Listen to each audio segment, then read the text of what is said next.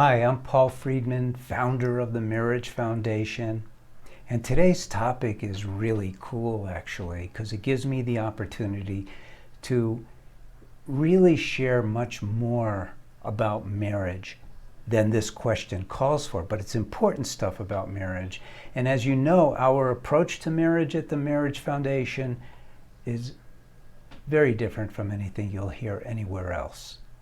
So I used to be a divorce mediator. That was over 20 years ago, and I had to reinvent the wheel here. So let's get into this topic, how to stay in the honeymoon phase of your marriage. So when people talk about that, they're not talking about, well, men might, but most people are not talking about the sexual aspect, but they're talking about the joy of being together. And so let's take a look at why that slips away, because the answer will surprise you. It is so simple. Nobody really knows how to be married. That's the truth. And typically people get married sort of as a next step. Sure, you fall in love, you want to be together for the rest of your lives, you want to have children together, travel, all of those wonderful things. But you never learned about marriage. Say, for instance, the way, even how you learned how to drive a car. You learned how to drive a car, you had to learn a little bit about the car, you had to learn about the rules of the road, you had to learn about drunk driving, because that'll kill you and destroy the car. But when you chose to get married, we certainly didn't learn growing up. And the people we got to watch were mostly on TV and in the movies, so it wasn't real. So you got married without knowing how to take your marriage to the next step. And what is the next step?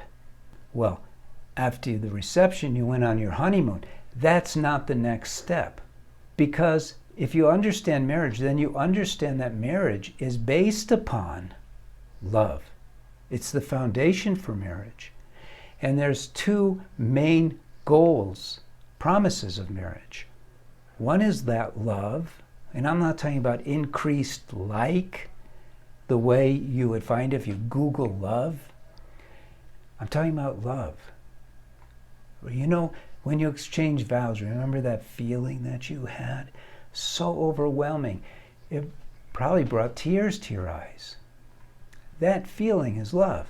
That's the real deal. And that love is based in both of your souls. You are souls, you know. You're essentially souls. This is not a religious conversation, but you're essentially souls. You have a body and you have a mind. That feeling of love the mind can't wrap its arms around it because it's spiritual.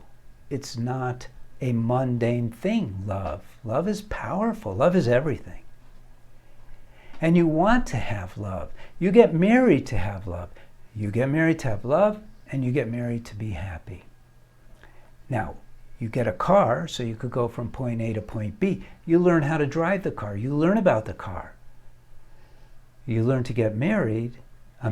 You get married so you could have love and happiness. Where did you learn about how to make that happen? So you got the perfect vehicle. It's your marriage. And now you've had your honeymoon and your lives have taken over. They've taken you over because you didn't know how to be married. That's all that it is. You didn't know what to shoot for. You didn't know what not to say and what to say, not based on protocol, but based on the heart ruling your marriage instead of your mind. It's really that simple. But it's not that easy because we don't learn these things growing up. We don't learn about the mind. You know, in ages to come, generations to come, people will learn that they are supposed to master their mind. You have free will, but you're ruled by your habits, you're ruled by your passions, you're ruled by your instincts. You don't rule them. Well, that's upside down. You, and again, you're a soul, are supposed to rule your mind. And you learn all this when you learn about marriage from us, from the Marriage Foundation. We have a course for people who are newlywed, and that extends all the way up to a year. You could still use that course. And it's made inexpensive on purpose. So look into it. But this is how you maintain that feeling. And I'm going to tell you something. That feeling is nothing compared to a year later, 2, 5, 20.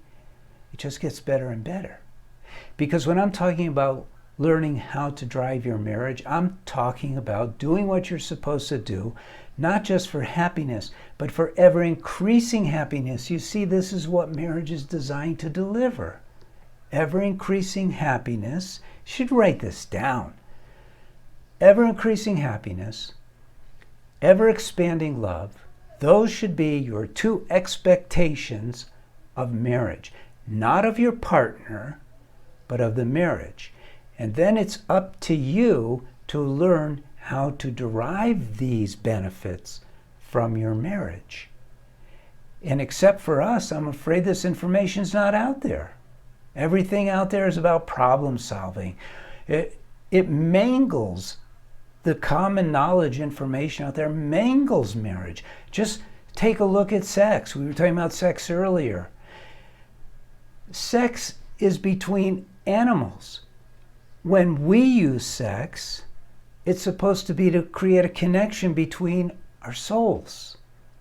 But we don't know the first thing about that. We don't know how to do that. So sex is a recreational thing.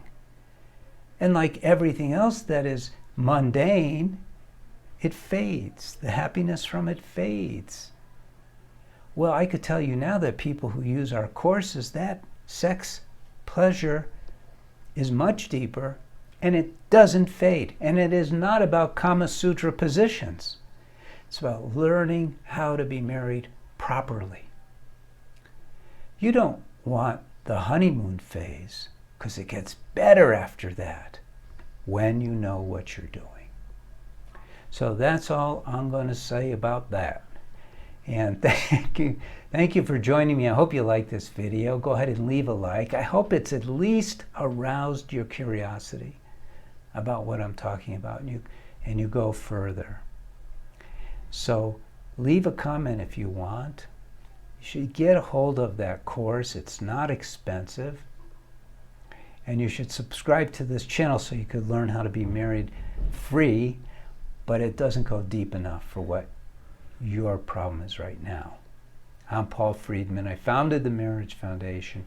Thank you for spending time with me, and God bless you. Take care.